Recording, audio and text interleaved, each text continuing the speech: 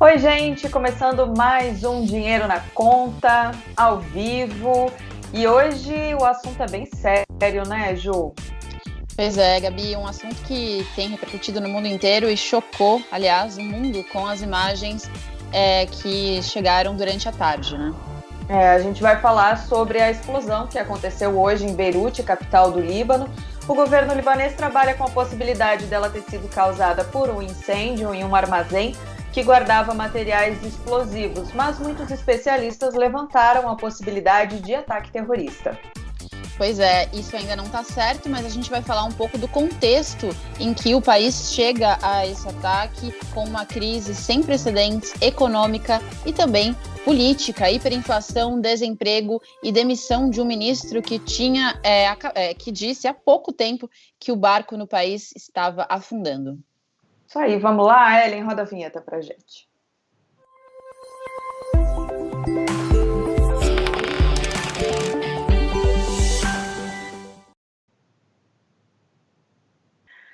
Gente, foi o assunto do dia, né? Uma explosão impressionante em Beirute, no Líbano. A informação começou a circular ali no fim da manhã, uma explosão muito grande numa área portuária muito forte. Até o momento, 70 mortos, 3.000 feridos, de acordo com o Ministério da Saúde libanês. Além de prédios, casas, essa área portuária é uma área grande, esses prédios, essas construções foram atingidas, os estragos ainda não foram calculados. Pois é, vamos soltar, Ellen, por favor, um pouco dessas imagens dentro da explosão que foram captadas e circularam bastante, inclusive nas redes sociais. A gente separou algumas para vocês poderem ver, foram imagens feitas por celular, mostram o momento do incêndio, uma fumaça preta também, onde é possível ver, inclusive, o que parecem ser explosões ali de fogos de artifício. Depois vem uma grande explosão que envolve os prédios e as casas que estão ali próximas. A perspectiva e o que as autoridades locais têm dito é de que tenha alcançado ali um raio de 10 quilômetros ao redor do ponto central da explosão. Ainda não há detalhes sobre o que causou essa explosão, como a Gabi falou. A primeira informação é que ela teria acontecido por conta de um incêndio em um armazém de fogos de artifício ou produtos químicos ali altamente inflamáveis. Segundo as agências de notícias internacionais, essa explosão foi tão forte que ela pode ser ouvida e sentida às cidades que ficam a 200 quilômetros da capital Beirute. O primeiro-ministro do país, Hassan Diab, disse hoje à tarde que esse armazém vinha recebendo, inclusive, alertas sobre o perigo que representava, mas, Gabi, a possibilidade de um ataque terrorista também não é descartada, né? Não, Ju. Primeiro, a gente precisa deixar bem claro que o governo do Líbano trabalha com essa possibilidade de acidente e até o momento ninguém reivindicou um possível atentado. Claro que a gente está falando de uma região sensível que tem um fato que desperta essa suspeita de atentado. Na sexta-feira, o Tribunal Especial do Líbano, que tem sede em Haia, deve dar o veredito do julgamento contra 4 homens acusados de terem participado do assassinato de Rafik Hariri. A que tribunal é esse? Esse é um tribunal criado especialmente para julgar esse crime. Ele tem sede em Haia, não em Beirute. Ele é formado por promotores de diferentes nacionalidades e tem o apoio da ONU. Veja como esse assassinato é delicado. Quem é, então, Rafik Hariri? Quem foi? Para ter um tribunal para julgar só o assassinato dele. Bom, Hariri era um bilionário da área da construção civil. Ele fez um patrimônio na Arábia Saudita e voltou para o Líbano depois da Guerra Civil, lá nos anos 90. Ele foi o primeiro ministro do Líbano até 2004. Um parênteses que vocês adoram, que vocês sabem que eu adoro fazer, se ele era primeiro-ministro, então ele era um muçulmano sunita. O Líbano, ele tem cargos divididos de acordo com a religião. O presidente é sempre cristão, o líder da Câmara dos Deputados é sempre um muçulmano xiita e o primeiro-ministro é sempre um muçulmano sunita. Voltando, então, é importante a gente dizer que o Hariri ele tinha um viés laico, não um viés religioso. Laicidade divide religião e Estado. Ele foi morto em 2005 por um atentado à bomba que matou mais de 20 pessoas. Ele, claro, era o alvo principal. Os 4 acusados, que são réus nesse tribunal, foram julgados à revelia, são 4 homens ligados ao Hezbollah, que é uma organização política e paramilitar, portanto, um partido político que tem um braço armado e que é considerado terrorista por alguns países, inclusive os Estados Unidos, mas que também é considerado uma organização legítima por outros países. Portanto, é uma organização islâmica xiita, rival da corrente do Hariri, que era sunita. O atentado que matou Hariri foi o último atentado de grande proporção registrado no Líbano. Esse atentado aqueceu as tensões entre sunitas e xiitas no país, tensões que na época tinham dado uma acalmada. E, de certa forma, Ju, esse veredito traz todo esse sentimento à tona e, por isso, então, desperta essa suspeita de que possa ter acontecido um ataque terrorista. Gabi, é um timing aí complicado e delicado em relação a essa explosão que acontece hoje, que aconteceu hoje, o contexto político, lembrando que já era tenso no país, em relação à posição geopolítica.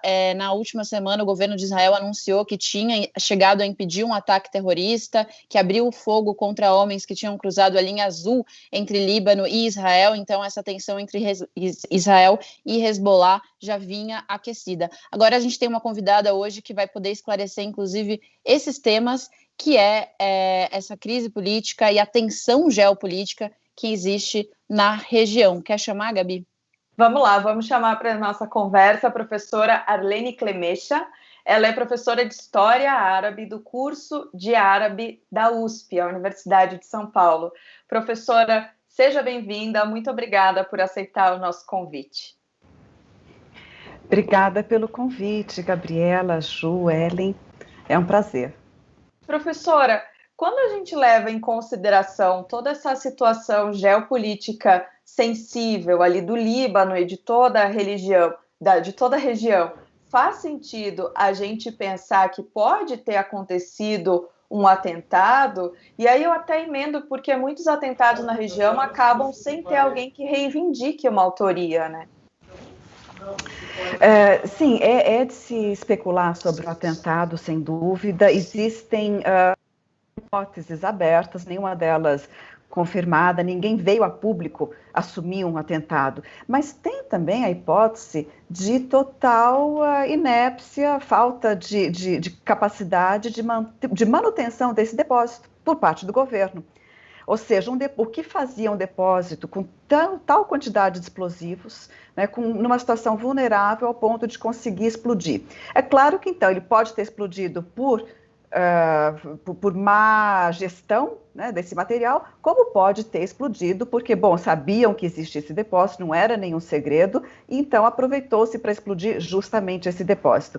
De toda forma, quais são as hipóteses de atentado? Existe a hipótese de atentado relacionado ao caso do assassinato de Rafik Hariri. É claro, o julgamento vai acontecer, então poderia-se pensar que algum grupo interessado em reacender a instabilidade, reacender o medo na população ou seja, fazer a população voltar a lembrar aqueles dias, encenando, relembrando, revivendo, favorecendo, portanto, o quê? Favorecendo a condenação dos 4 membros do Hezbollah. Portanto, seria de se pensar em alguém favorável, alguém que tivesse interesse em condenar os 4 membros do Hezbollah, querer trazer essa memória, né? Reavivar essa memória. Tem outras possibilidades, mas diga lá, Ju. Não, quero saber dessas outras possibilidades, e acho que o fato de haver também essa possibilidade de não ser um ataque, mas sim também um descuido, fala um pouco do caos, de certa forma, em que vive o Líbano, lembrando até dos protestos que eclodiram no país há pouco tempo, alguns meses. Quais são as outras hipóteses, professor? E também queria que você contasse um pouco desse contexto pelo qual passa o país. Isso. Bom, então, tomando o gancho do contexto, Ju, o Líbano vem, não desde o ano passado, mas desde vários anos atrás, passando por ondas de protestos. A do ano passado foi enorme. A população foi às ruas pedir não a queda de um político, a queda de todos, né? Queriam um governo técnico, um governo de pessoas capazes, porque o que acontece é que nesse governo sectário que vocês bem descreveram, a tendência sempre foi formar gabinetes, né, com ministros e tudo, nomeados por sua filiação de clã, de grupo, às vezes de religião, ou seja, um governo sectário. E numa configuração como essa, o último elemento a ser levado em consideração é a capacidade da pessoa em gerir aquela pasta que lhe é atribuída. Então, a população vê um país que tem recursos naturais, que tem possibilidades, que tem uma história, que tem uma cultura, simplesmente degringolar, simplesmente se desfazer com incapacidades tão grandes quanto foi um tempo atrás a crise do lixo, né? Que não tinha, a cidade não conseguia recolher o lixo, portanto, isso já faz anos. E ano passado, como você bem lembrou, um protesto tão grande que levou à renúncia de todo um governo, à formação de um novo governo que aconteceu em janeiro desse ano e que não foi o governo técnico, tecnocrata que a população pedia. Foi ainda um governo muito ligado a interesses políticos e a políticos que estão muito desgastados por acusações de corrupção, de favorecer potências e países vizinhos, de não responder aos problemas realmente do país. Quando um atentado desses acontece, o governo tem que dar uma resposta à população.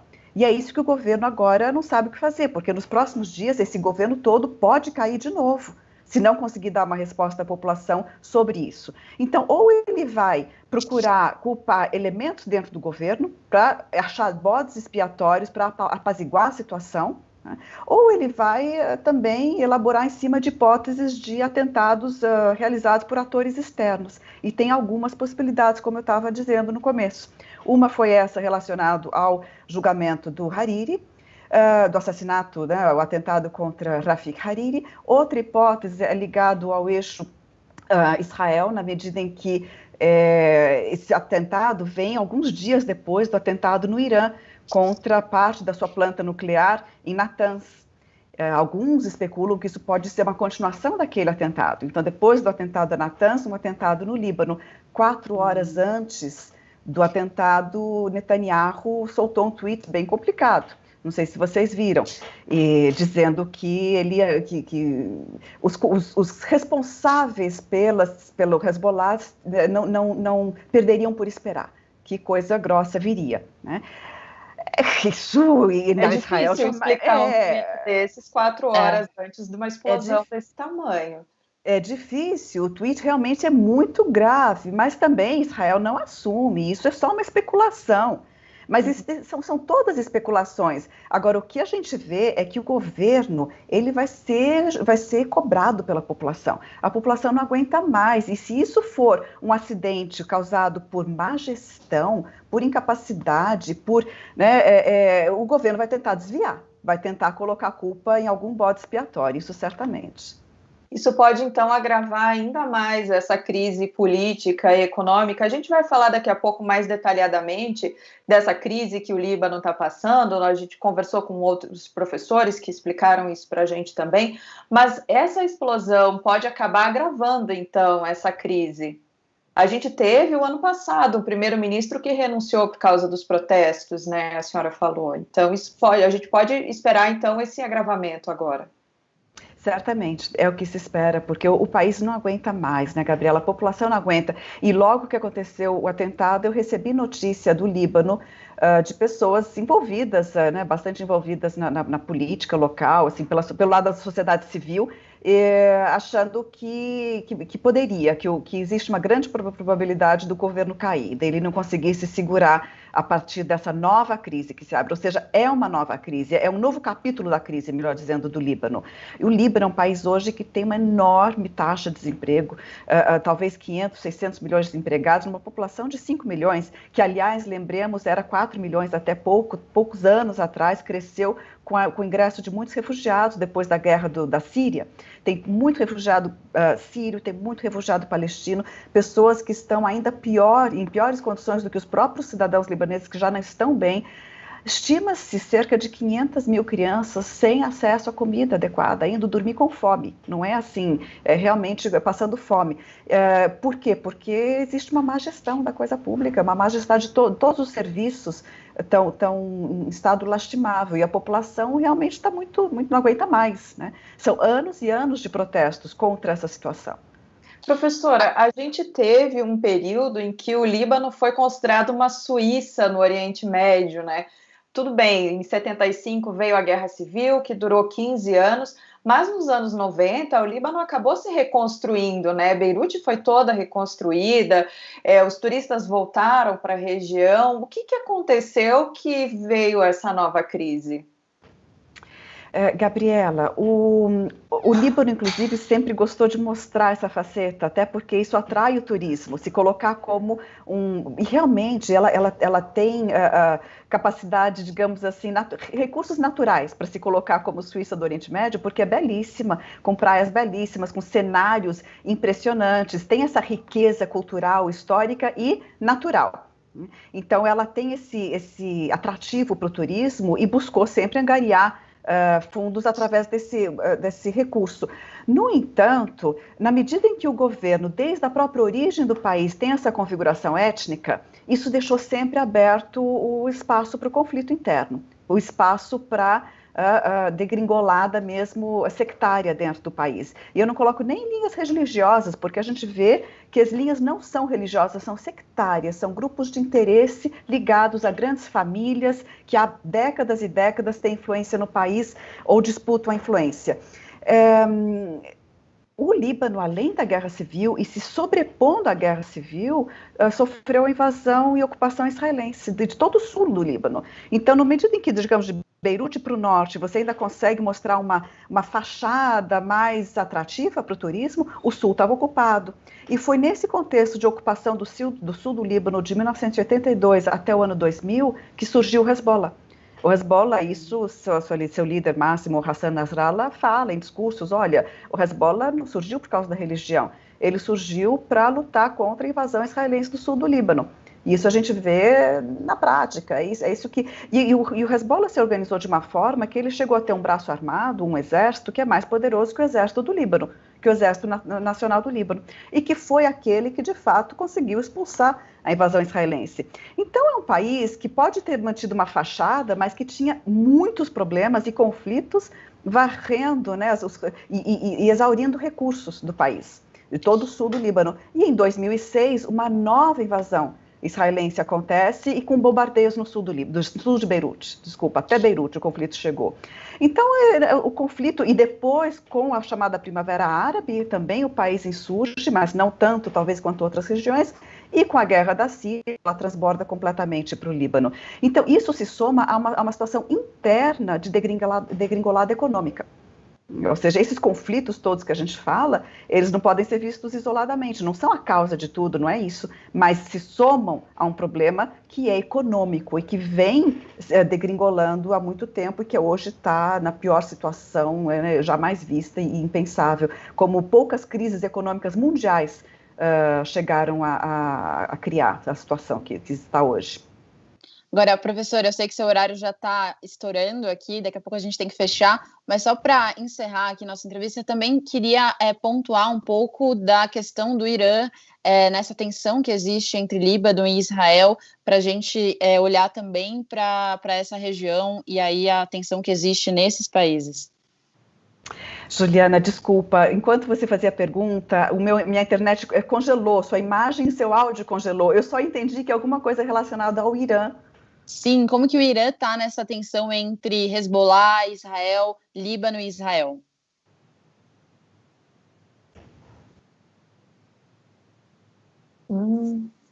Acho que agora a professora travou. Travou. Bom, mas a gente voltou. Voltou, professora. Voltou. Ouviu a pergunta? Só que me desculpa, mas eu não ouvi. Eu vi só como que o Irã está nessa situação entre o que eu não consegui ouvir. Entre Hezbollah e Israel, entre Líbano e Israel. Certo. Bom, o Irã e o Hezbollah, eles são, em várias situações, aliados. na guerra da Síria, por exemplo, em várias situações tem, portanto, um inimigo comum que é Israel. Portanto, e por isso essa especulação surge sobre se esse atentado estaria ligado a um contexto regional que opõe, de um lado, Israel e de outro, a Síria, o Hezbollah e o Irã. Lembrando também que o julgamento de Rafik Hariri também pode ser visto dentro desse contexto, porque a hipótese mais forte que está sendo levantada e que vai ao julgamento, portanto, com esses 4 membros do Hezbollah, é que eles agiram em nome do governo sírio ou junto com ou aliado ao governo sírio. Então, é realmente uma situação que precisa ser destrinchada e nos próximos dias a gente vai ver como que as autoridades, os anúncios, a situação vai se desenrolar. Tá certo. Tem vários elogios aqui, ó. Edgar Takakura, bela aula, professora. Margot também agradece aqui pela explicação sobre esse contexto que envolve o Líbano. Obrigada, professora. Muito obrigada por ter aceitado o nosso convite. Obrigada, é um prazer. Obrigada. Tchau, Esperar tchau. que a situação melhore. Sim, vamos acompanhar, tomara. Vamos acompanhar. Pessoal, para quem chegou agora, a gente está falando sobre as explosões, a explosão que aconteceu hoje em Beirute, no Líbano, e sobre a situação complicadíssima da política e da economia no Líbano. Eu vi que algumas pessoas colocaram no chat que ainda não viram as imagens da explosão, então, enquanto a gente fala um pouquinho dessas questões econômicas, Ju, vou pedir para a Ellen rodar mais uma vez as imagens, assim o pessoal que ainda não viu consegue ver. Bom, o Líbano, como eu falei agora há pouco, ele já foi considerado a Suíça do Oriente Médio, isso lá nos anos 60. Nos anos 70, em 75, começou a Guerra Civil, foi até o fim dos anos 80. O país se reconstruiu depois da guerra, nos anos 90, e em 2005, quando Hariri morreu, o Líbano era considerado próspero. Agora, no entanto, vive uma crise econômica e política, e é uma das piores crises da história libanesa: hiperinflação, desemprego, desvalorização da moeda, problemas que nós brasileiros conhecemos bem e que causa descontentamento social. O país, inclusive, tenta aprovar uma série de reformas que vão ajudar a conseguir financiamentos internacionais para ele sair da crise. Ontem, porém, o ministro das Relações Exteriores, Nassif Hitti, renunciou e disse em um comunicado que o Líbano corre o risco de se tornar um estado falido, que o barco vai afundar com todos dentro. Eu conversei hoje com o professor Vinícius Vieira, que é professor de Relações Internacionais da FAP e da pós-graduação da FGV, e ele me explicou que essa crise se acentuou depois de uma outra renúncia, a do Saad Hariri, que é filho do Rafik Hariri, que morreu em 2005, e era o primeiro-ministro. Ele renunciou em outubro do ano passado. Vamos ouvir um trechinho dessa conversa. O Líbano, desde o ano passado, quando houve uma série de protestos reagindo à tentativa, de aumento de impostos, vem passando por uma crise que não é apenas política, mas tem um grande fundo econômico, porém acaba impactando a condução da administração do país. Nós tivemos justamente lá no comecinho do ano, 21 de janeiro de 2020, justamente a renúncia de Saad Hariri, que era primeiro-ministro, que renunciou em virtude de protestos de pessoas que estavam insatisfeitas com o aumento do custo de vida. Aqui tentando falar sem economês, o que ocorre no Líbano, é um país que já passa aí por vários problemas, vamos colocar assim de maneira mais ampla, problemas sociais, problemas econômicos, uma certa instabilidade política, como costuma ocorrer ali nos países do Oriente Médio, mas o que foi fatal para a deterioração das contas públicas do país foram uma série de operações que consistiam basicamente em lastrear a dívida do país em empréstimos comerciais, em bancos comerciais do próprio Líbano, só que isso se tornou insustentável ao longo do tempo. E o governo também se valeu desse artifício para manter o poder de compra da população, para não desvalorizar a moeda local, né, a Libra, né, do Líbano, de modo a manter o poder de compra da população. Mas foi um processo aí artificial, tanto que o Líbano teve aí de buscar, né, ajuda ao FMI, ou seja, aquele tipo de crise que é muito comum quando um país gasta muito, mas não produz o suficiente para justamente manter o Estado e a própria sociedade. Gabi, e aí a gente tem a explosão do principal porto do país, que responde por boa parte das exportações que saem do Líbano e os produtos que entram também no país. Então a gente vai ver, independente de como essa explosão aconteceu, se foi um ataque, se foi um acidente, também uma dificuldade do país na reconstrução, um desafio enorme pela frente. E só para a gente ter uma... Um detalhe é que o Líbano não foi tão afetado em número de contágio, em número de mortos pela Covid-19, pelo coronavírus. Eles fizeram isolamento, tiveram problemas com a economia, mas não tiveram um número tão grande de casos em relação à população. No entanto, agora tem esse desafio pela frente, né? Pois é, inclusive com os hospitais sobrecarregados depois desse acidente, com esse número enorme que ainda está sendo atualizado, né, de vítimas fatais, de mortos e feridos. E aí, para a gente ter uma ideia da economia e de como acontece essa crise no país, a previsão do Banco Mundial do início desse ano é que 50% da população do Líbano vivia na linha da pobreza. Desde outubro, o professor Vinícius da FAP trouxe isso, né? A crise vem se agravando, e aí, para a gente ter uma ideia, quando esses protestos eclodiram, né, em outubro, de lá para cá, a moeda do país, a lira, teve uma desvalorização de 80%. E lembrando também que esse protesto tem uma ligação com a crise econômica, no sentido de que ele eclodiu, esse mais recente, depois que o país colocou ali possibilidade de aumentar impostos, inclusive criar uma nova taxa para ligações feitas no WhatsApp. Esse teria sido o estopim para esses protestos que tomaram o país. E aí você trouxe, né, Gabi, a dificuldade que o Líbano tem tido de conseguir acordos para ajuda financeira internacional. O Líbano tentou com o FMI uma ajuda de 10 bilhões de dólares para tentar sair dessa crise econômica, mas, por enquanto, não conseguiu fechar esse acordo. E sobre esse ponto, eu conversei com o professor Vladimir Feijó, ele é professor de Relações Internacionais. Vamos dar uma olhada no que ele disse sobre essa questão da crise financeira. Os países da comunidade do Golfo já disseram que não vão dar apoio nenhum do Líbano enquanto qualquer governo ou conjunto de segmentos políticos não rechaçar qualquer conexão com o Hezbollah.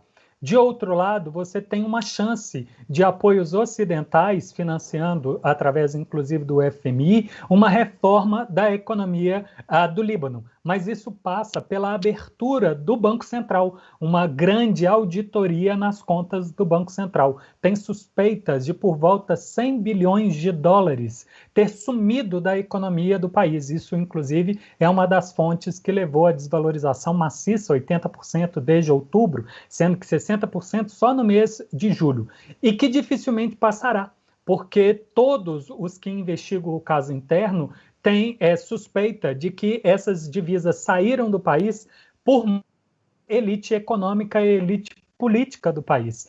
Então, para conseguir o apoio internacional, os grupos políticos vão ter que escancarar que foram eles os causadores da crise econômica, dificultando qualquer chance de manter-se no poder, né, ou alcançar o governo em momentos futuros. O governo está em negociação, ele pede e mostra a necessidade, mas o FMI impõe as condicionantes, inclusive com cronograma de modificação interna. E um dos pontos chaves que tem causado estranhamento, né, do que o governo do Líbano tem recusado, é a abertura do Banco Central, é a auditoria externa das contas do Banco Central. Algo que eles permitiram fazer na parte da justiça. Hoje você tem um tribunal especial do Líbano funcionando em Haia, teria algo equivalente a se fazer no Banco Central. Então, em Washington, provavelmente faria-se essa releitura dos livros das contas públicas e das contas privadas para descobrir onde é que o dinheiro pode ter ido parar.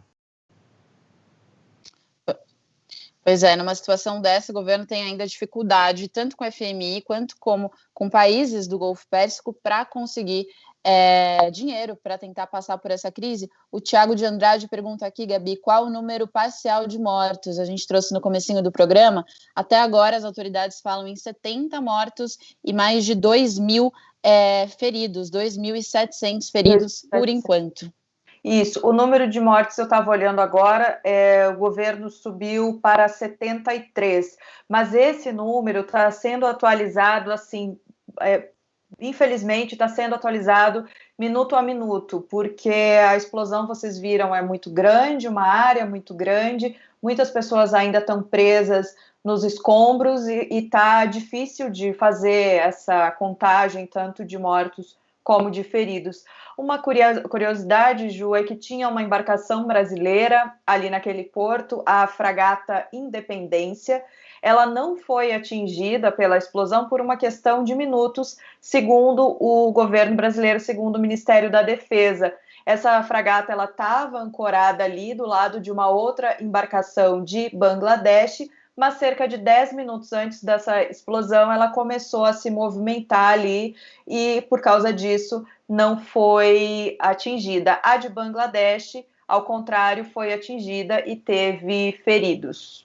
Pois é, uma boa notícia em meio a essa tragédia, né? E tem também aqui a nota do Itamaraty justamente sobre isso, e o Ministério de Relações Exteriores emitiu essa nota, colocando ali que, por enquanto, até o momento, não há registro de brasileiros que tenham sido mortos ou gravemente feridos por causa dessa explosão. A comunidade brasileira, que é bastante expressiva no Líbano, tem acompanhado durante a tarde alguns relatos de brasileiros que moram por lá e contando um pouco também dos traumas, né, em relação a esse período extenso em que vive o Líbano, com guerras e tensões ali na região, muitos achando que aquela explosão teria sido uma explosão relacionada a um ataque ou uma bomba, enfim, não foi isso que aconteceu, mas ainda não sabemos, para deixar reforçado aqui, se é de fato um ataque ou foi um acidente. A comunidade libanesa que é muito grande aqui no Brasil, né? Aqui em também, São Paulo, né? Por exemplo, tem aí ex-governadores, ex-prefeitos, temos ex-presidentes, enfim. Bom, Ju, pessoal, a gente vai continuar acompanhando, claro, essa situação. Se tivermos outras informações relevantes, podem ter certeza que vai ter plantão aqui no My News. Agora, Ju, vamos falar um pouquinho da nossa situação aqui, falar um pouquinho do Brasil, porque hoje foram divulgados números de produção industrial. A produção industrial brasileira cresceu 8,9% na passagem de maio para junho. Essa informação foi divulgada pelo IBGE. O desemprego veio acima da expectativa de analistas do mercado financeiro. O desempenho, né? O desempenho da indústria, para deixar bem claro, veio acima da expectativa de analistas que esperavam um crescimento aí de 7,9%. Pois é, veio acima um pouco do esperado. São 2 meses, portanto, em que a indústria tem um desempenho de alta. O mês de maio também foi de recuperação, uma alta de 17%, inclusive a gente falou aqui bastante sobre isso. O problema é que, apesar dessas altas recentes, o saldo ainda é negativo, porque a queda foi muito intensa. Entre março e abril, a queda foi de 26,6% na produção industrial e o saldo no ano, portanto, é negativo, queda de 10,9% no acumulado do ano. A boa notícia, Gabi, para a gente olhar aí o copo um pouco cheio, é que dos 26 ramos industriais pesquisados pelo IBGE, 24 registraram um avanço. Eu acho que a Ju travou. Bom, ela travou, eu vou terminar aqui então. O que ela estava dizendo é que outros destaques que foram apresentados pelo IBGE, o avanço no segmento de bebidas, que subiu 19,3%, da indústria extrativa, que subiu 5,5%, e de materiais de plástico, que teve alta de 17,3%. Bom, pois pessoal... me ligaram aqui e eu caí bem na hora. Voltei, gente, agora eu voltei. Voltou, Ju. Então, eu finalizei aqui os dados da produção industrial, mas já que você voltou, conta pra gente como é que foi o mercado hoje. Vamos lá.